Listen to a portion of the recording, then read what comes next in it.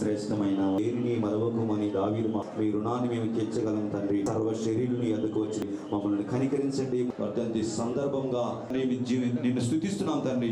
ఈ సమయంలో నాయన భూమి మీద ఆయన జీవించినటువంటి జీవితంలో వచ్చినటువంటి స్నేహితులను, శ్రేయభిలాషులను, అభిమానులను సర్వదానుతి చేయును నీతి గలయే నీతి గలయే స్తుతి మీ ఆత్మతో నామవలే మువ్వవేదురు లెబనోను ఉన్నారు.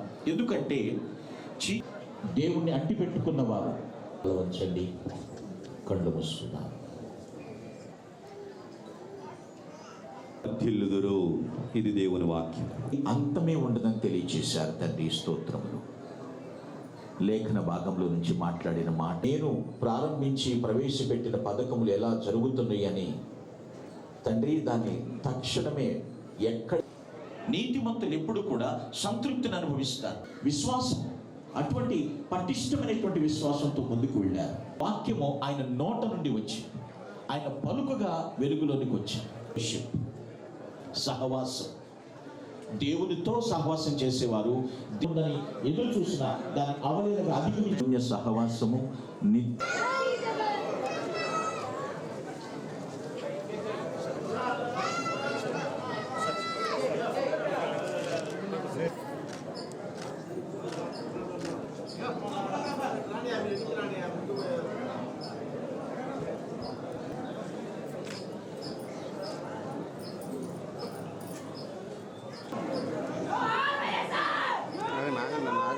ఆగండి.